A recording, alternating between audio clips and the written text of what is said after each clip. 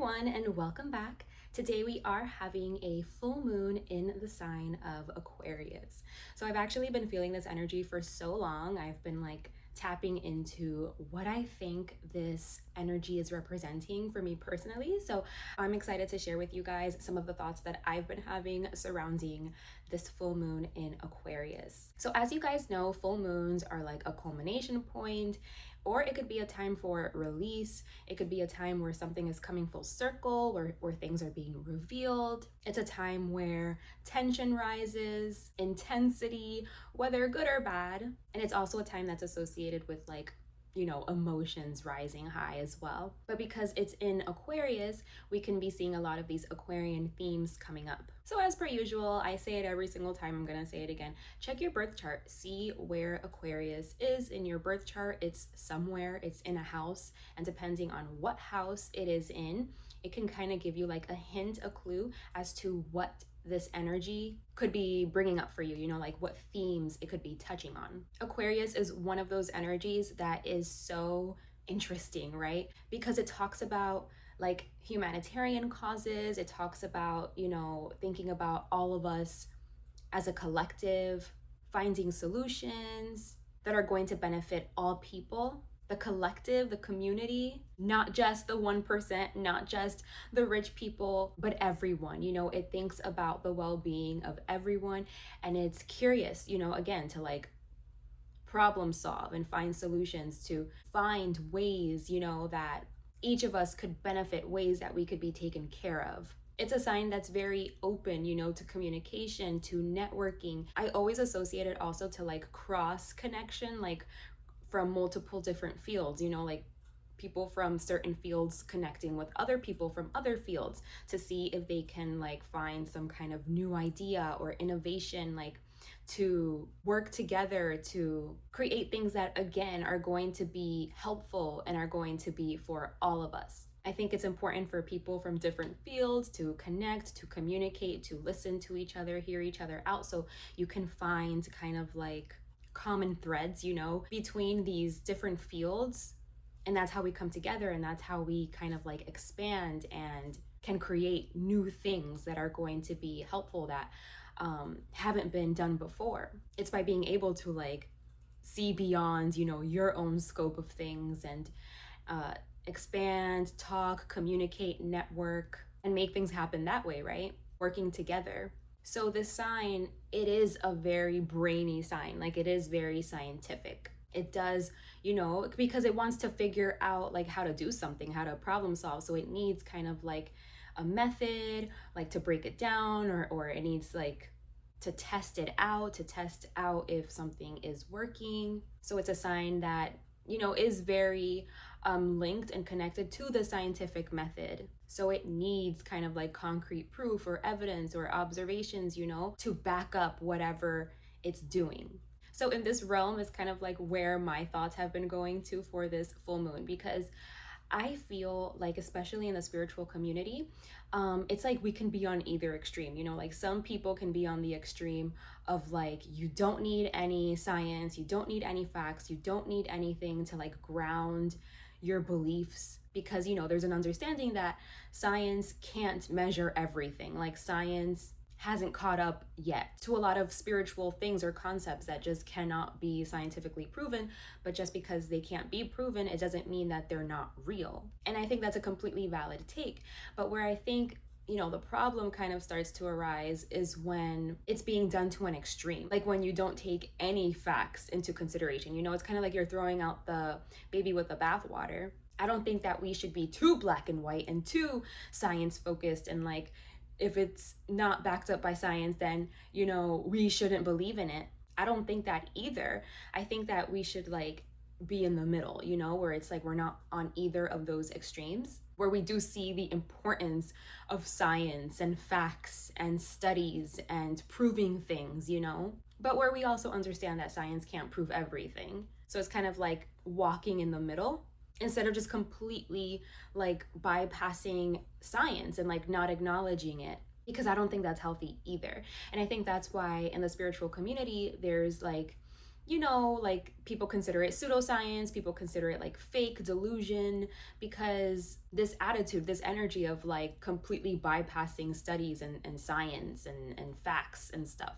And I think this Aquarius energy, it wants to make spiritual concepts and like the spiritual community, like it wants to make it more credible. So it's like it wants to back up these claims, certain things with facts and things that can ground it down, so it can just be, it can be taken more seriously, and we can then find more solutions, be more effective at actually like helping people. So that's why I really love this energy, because it's like it's trying to make spirituality more credible. It's trying to ground it down. It wants to be taken seriously. So it's like it's putting like the evidence behind it. And again, I know not everything can be proven or measured or whatever, but there have been some people that have been starting to do stuff like this. And I think we just need to continue to do it. But for example, people like Bruce Lipton, I know he talks about like epigenetic stuff. There's this Japanese guy that he studied like water molecules, and he started seeing how they form, how they shape, depending on the energy that you give it, like depending on the words that you speak to the water, and the difference between different waters that different things were being said to. I'll include his name in the description or somewhere on the screen because I can't think of it right now, but I know there was a study done like that as well. And another one that comes to mind is Dr. Brian Weiss. He's a psychiatrist, and he explained that he was very scientific, he was very left brain, like he didn't believe in any of this woo-woo stuff, but he just couldn't deny the effectiveness of like doing past life regressions. He would do hypnosis on some of his clients, and he started realizing that they were going back to past lives, because a lot of the things that they were like dealing with today, traumas and setbacks and stuff that they were dealing with today, actually stemmed from like a past life. So then he got really into it. Like he just couldn't deny what was happening. Like he was like, oh my gosh, like this is recurring, like it keeps happening, people are going to these different lives. So it opened up his mind, and so he has like a bunch of evidence and stuff of past lives being like a thing, and carrying trauma from those lives to the present, and like people like actually needing to work through them to overcome certain like obstacles in their lives. So there are people out there that they have been doing these kinds of observations and these studies and trying to ground down these spiritual concepts into something that is more real and credible and grounded, reliable, so that it can be more respected and not just considered like fake pseudoscience.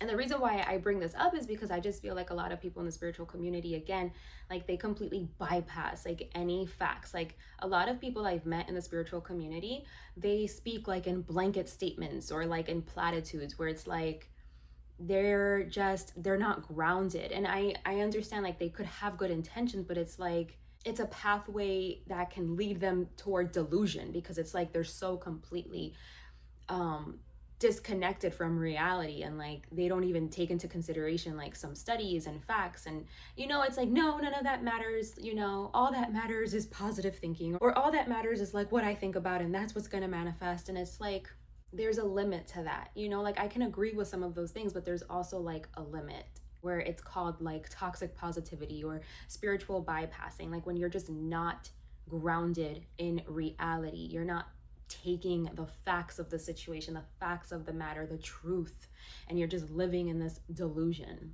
So yes, I feel like some of these themes could be coming up. Like this is what this Aquarius energy could be helping us with, is like to dispel some of that like delusion, some of the haze, to like ground it down with facts. You know what I mean? Like an example is like people that think that they could do ketamine or whatever drug they're doing, whatever psychedelic they're doing, even if it's just weed, it's kind of like abusing these substances, abusing these drugs. I'm not saying these drugs don't have medicinal effects or that they can't induce some kind of spiritual experience, but then it becomes something that just gets abused. You know what I mean? And it's under the guise of like, well, this is spiritual, or, you know, like this is medicine, when it's like, no, you are addicted, or, you know, like you're escaping. At this point, the way that you're using it, this is not medicinal. This is not spiritual.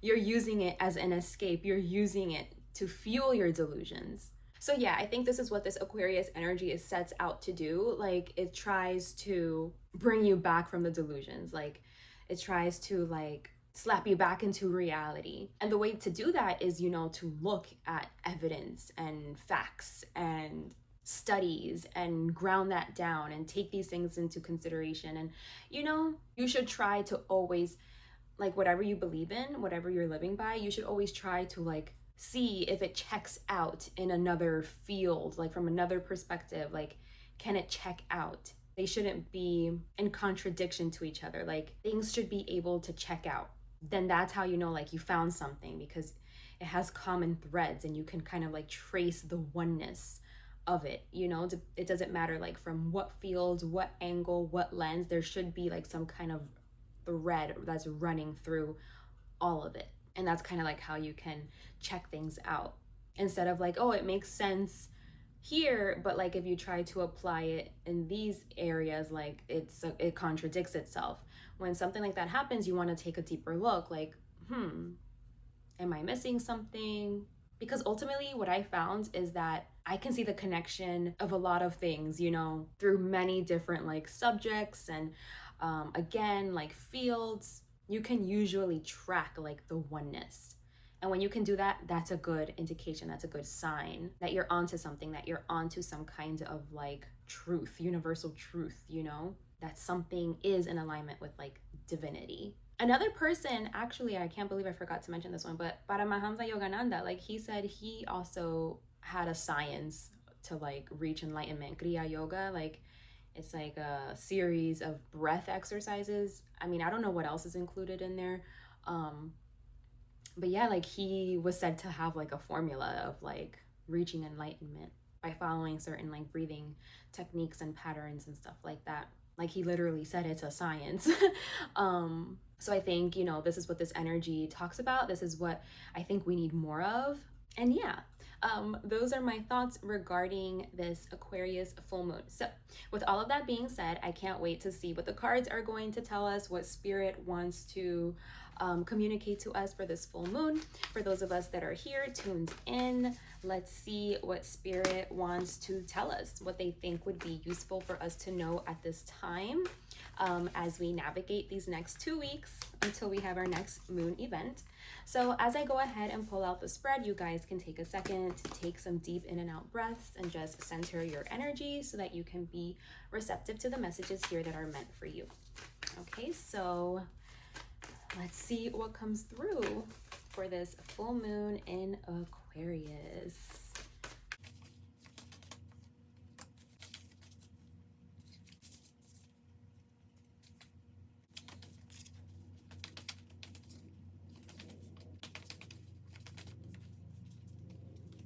Okay, so let's see what we have here. So starting with the oracle cards, we have light your fire and forgive, as well as versatility and reclaim. So yeah, I think this is really inviting us to be more flexible, to be more open with how we are perceiving certain events in our lives, you know what I mean? Instead of being so black and white, and instead of like being so decided on your stance, is kind of like to be more open-minded, again, more flexible, to invite nuance in. And instead of like, for example, if somebody threw some energy your way and you blame them for something that you had to go through, that you could have considered to be like difficult, that you could have considered to be something that you had to like overcome, you know, and you feel like it was put there by someone, like it was imposed on you by a specific person or people or group. It's kind of like being more flexible with how you're perceiving,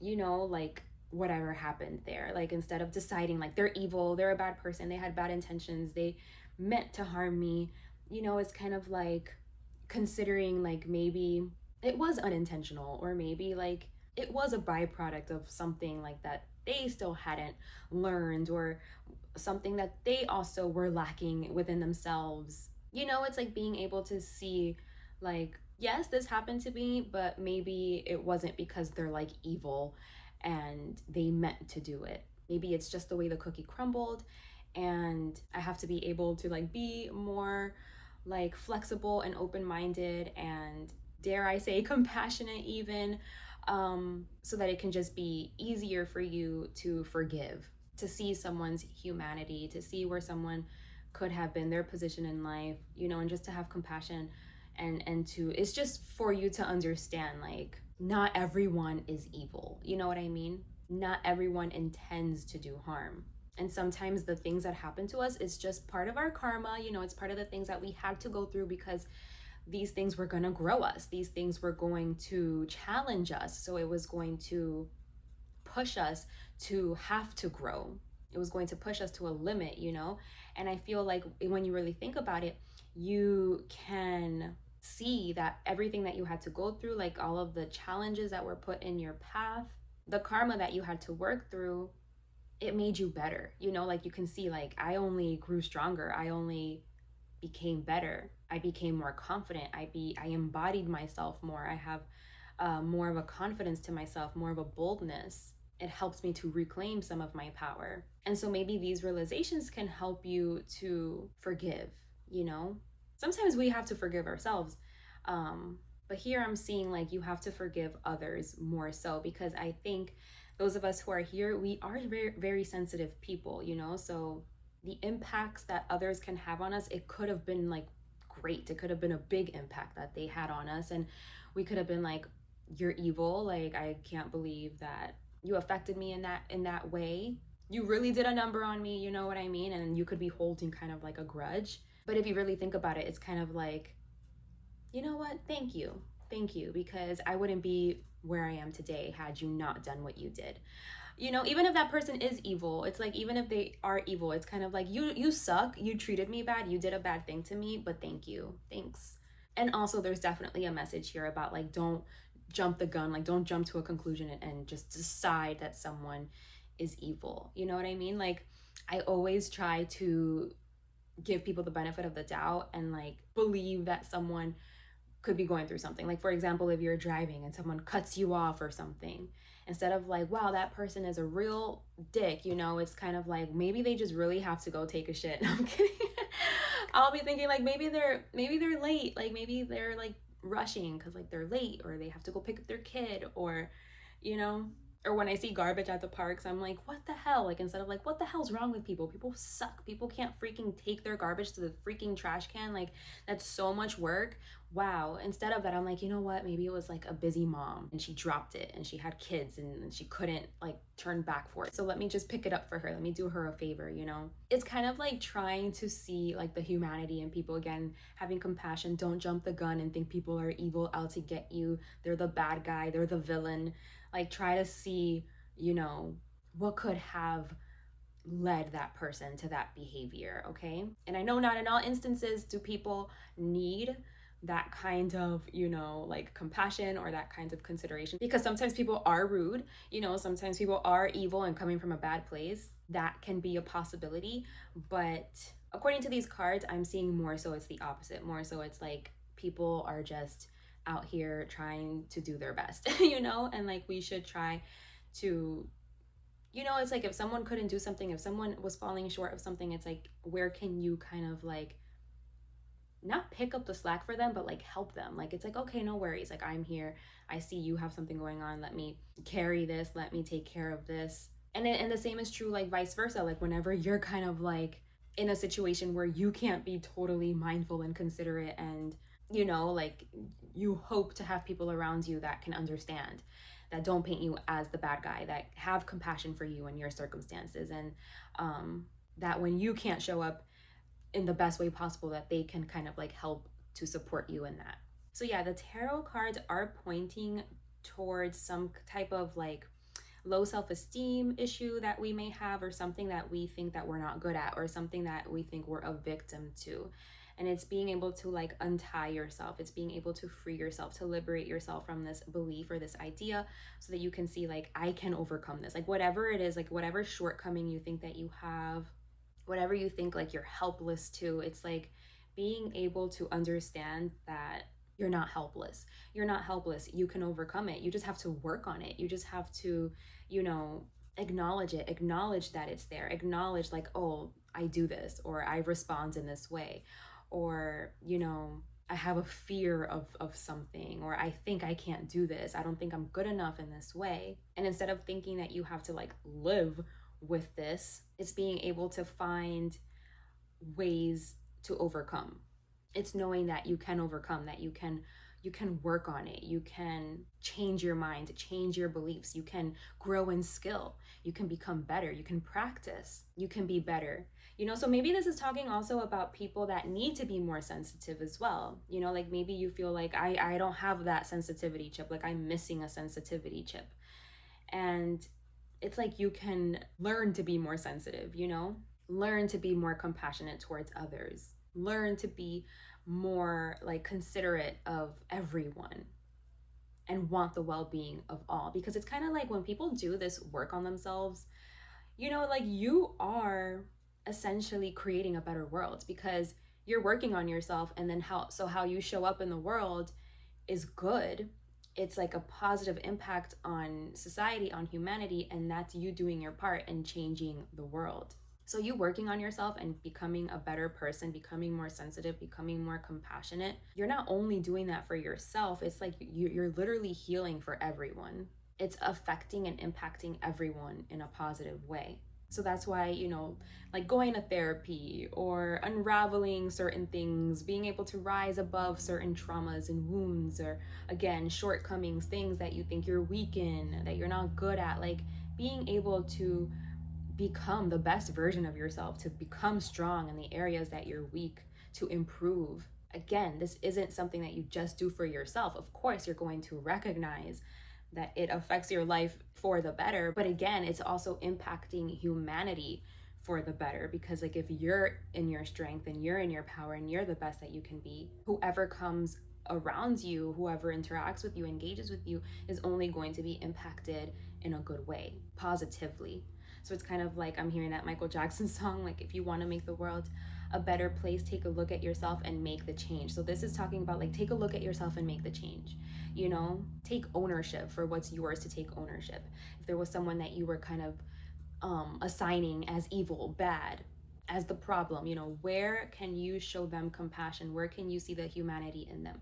Where can you just accept like whatever happened there, it was for a purpose. It made you better. It made you stronger. It made you bolder. It helped you to reclaim a part of yourself that you maybe thought went missing, or that you thought you didn't have. It's like, oh, I didn't know that I had this in me. I thought that I was lacking, but because that situation was brought to my door, I had to work on this. I had to get stronger, and I had to become better. And because I became better and stronger, now I am making the world a better place. Anybody that interacts with me, it's like they're only being impacted in a good way, because I am someone that is very mindful and present and considerate and compassionate.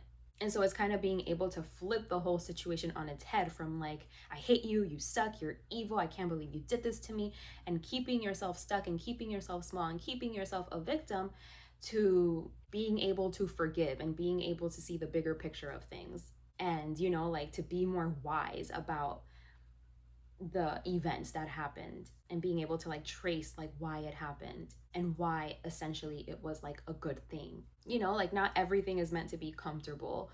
We are gonna have to like feel like we're at rock bottom, or like we are gonna have to feel like defeated. But in order to make real progress, real meaningful change in our life, sometimes that's what's needed. Like you have to go there. You have to go to that pain, to that hurt, to those wounds. You have to feel that discomfort. And just because you're in that process, for whatever time frame that you're in it, like feeling those things, those uncomfortable feelings, letting that come up and just being there and just allowing yourself to feel, it doesn't mean you're gonna stay there forever. It's a process. It's just you have to just let yourself sit in it. You have to let yourself feel what you feel, and eventually it will pass. It won't feel as strong. It's like you are growing a muscle as you sit with that. It's helping you to become more emotionally like stable and emotionally aware to yourself, to others. So ultimately, I think it's a positive. It's like these things that we consider our drawbacks, our failures, where, our weaknesses, these things that we consider to be like uncomfortable, painful, instead of trying to avoid it, instead of seeing it like this is like undesirable, I don't want to sit in this sucks. It's like seeing the power in it, seeing the strength in it, seeing like if I face this, if I can overcome this, yeah, it's going to suck for a while because I'm going to be sitting in this and I'm going to feel bad, but actually, you know, the good that's coming from it, even if it takes years. You know what I'm saying? Even if it's years down the line, it's like you did that. You put in that work, you did that, and you're stronger, you're wiser, you're better, you're healed, you're a better person. You have wisdom to share. I feel like your heart opens up more. Again, you become more considerate, more respectful of the whole, which is important and necessary. So, yeah, you guys, that is what I'm seeing with this full moon in Aquarius energy. That is the message that came through for us today. I feel like a lot of us are just becoming more aware of this process, of like the underworkings, what's happening beneath the surface when we're dealing with these kinds of situations or circumstances, like what's really happening, so that you can go through your process like in peace, like, like go through your process and know that you're growing, and something good is actually coming from this. You going through this is like you're ensuring a brighter future, brighter days, because you're no longer going to be carrying this. Like, you're going to be healed, you're going to be liberated, you're going to be free of these pains, these burdens, these limiting beliefs. But it's like you had to go through this part, you had to go through the difficult part.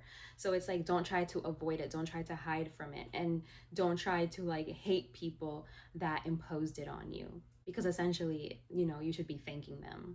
Okay, you guys, so yes, I'm going to leave that here. I truly hope this message has served you. Thank you so much for being here with me today. I hope to see you guys around here again very soon. Take good care of yourselves, and until next time, bye.